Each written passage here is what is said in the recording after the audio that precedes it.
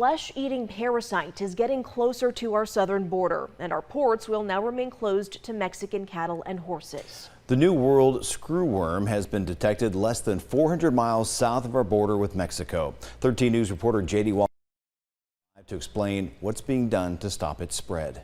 Dana, screwworm infestation can kill its host, usually livestock, but there have been human cases. Fighting the spread of this fly relies on a technique going back to the 60s. It's very concerning. A New World screwworm infestation can kill a cow in less than 2 weeks. The fly lays eggs in a scratch or wound on a living mammal, and the larvae feast on the animal's flesh until they drop to the ground and become flies. The New World Screwworm, along with any other creepy crawly, doesn't notice any boundaries that they may be crossing at any time. And the agricultural efforts involved in livestock production really are a binational effort in many cases. The U.S. eradicated its New World screwworm population in the 1960s and 70s by creating sterile male flies and releasing them from planes to mate with females. And it's the same thing that was being done against flies coming north from Central America this time.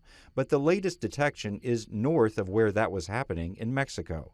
The recent report has been alarming just because the flies were then found about 150 miles north outside of that area where they were considered to be contained.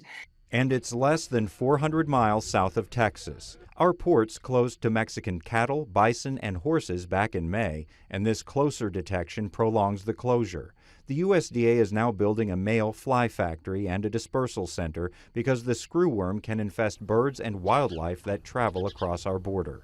They prefer mammals, but they will use birds as hosts. And as we all know, those can fly considerable distances depending on what species it is. Treatment of a screwworm infestation requires removing all the larvae and disinfecting and dressing the wounds. The fly isn't active in cold weather, meaning tagging and branding activities of cattle might be postponed to winter to provide fewer scratches and wounds for flies to infest. Reporting live, J.D. Wallace, 13 News.